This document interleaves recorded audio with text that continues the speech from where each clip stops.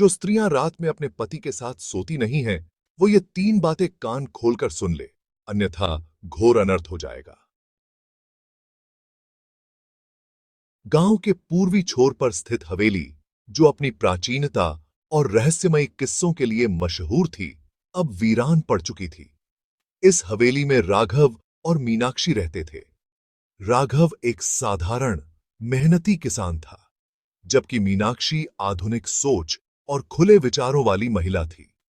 दोनों की शादी को 5 साल हो चुके थे, लेकिन उनके रिश्ते में एक खालीपन आ चुका था। राघव और मीनाक्षी का रिश्ता पहली नजर में सामान्य लगता था, लेकिन हकीकत में दोनों के बीच संवाद और आत्मीयता की कमी थी। मीनाक्षी अक्सर राघव के साथ समय बिताने के बजाय अपने फोन या किताबों में खोई रहती थी। राघव को यह बात खटकती थी, लेकिन उसने कभी इस पर खुलकर बात नहीं की। एक रात जब राघव अकेले अपने कमरे में बैठा था, उसने अलमारी में कुछ पुरानी चीजें टटोलनी शुरू की। वहीं उसे अपने दादाजी के समय का एक पत्र मिला। पत्र पुराना था और उसके किनारे पीले पड़ चुके थे। उत्सुकतावश राघव ने उसे पढ़ा। उसमें लिखा था कि ओ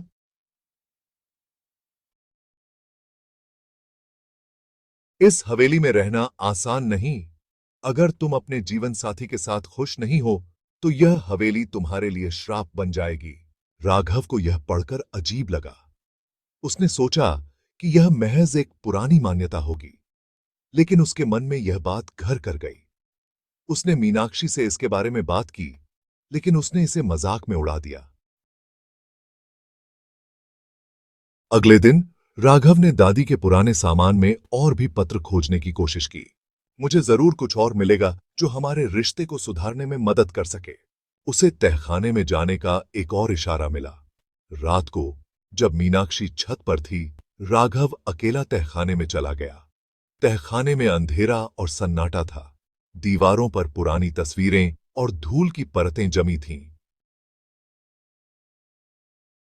तहखाने में एक अलमारी के भीतर उसे एक मोटी पुरानी किताब मिली। किताब के पहले पन्ने पर लिखा था,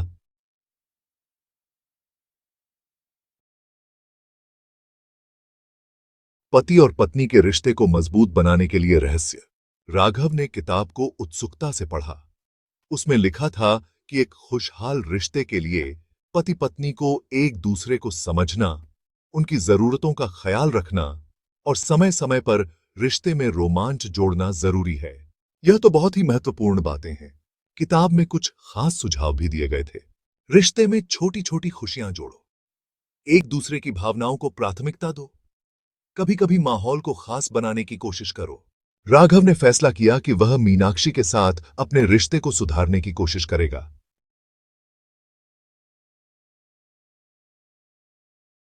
अगली रात राघव ने अपने कमरे का माहौल बदला।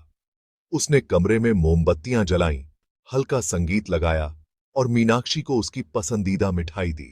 यह सब क्यों किया? तुम्हारे लिए। मीनाक्षी पहले तो थोड़ा संकोच में थी, लेकिन धीरे धीरे उसने माहौल का आनंद लेना शुरू किया। उस रात उन्होंने काफी देर तक बातें की।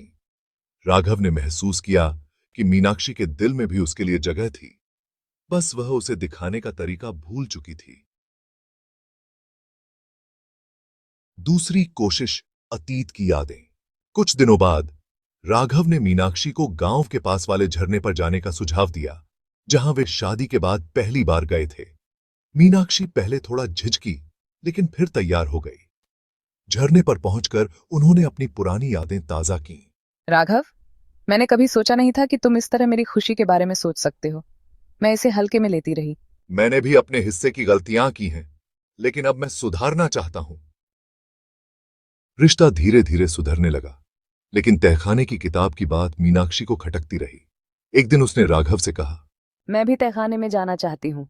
राघव ने मीनाक्षी को किताब दिखाई। ये सिर्फ किताब नहीं, ये हमारे रिश्ते को सुधारने की कुंजी है। उस रात मीनाक्षी ने भी रिश्ते में सुधार की कोशिश की। उसने राघव के लिए एक सरप्राइज डिनर तैयार किया और पहली बार उसे यह एहसास दिलाया कि वह उसकी परवाह करती है।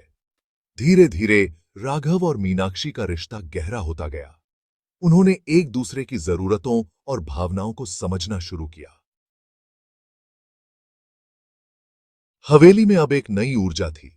वह हवेली जो कभी वीरान और ठंडी लगती थी, अब खुशियों से भर गई थी। गांव के लोग भी उनकी इस बदली हुई दुनिया को देखकर हैरान थे। यह कहानी हमें सिखाती है कि रिश्तों में संवाद, प्रयास और छोटी-छोटी खुशियां जोड़ने से बड़ा बदलाव लाया जा सकता है। कभी-कभी पुरानी चीजें और बातें हमें नए सबक दे सकती हैं, जो हमारे जीवन और रिश्तों को बेहतर बना सकती हैं।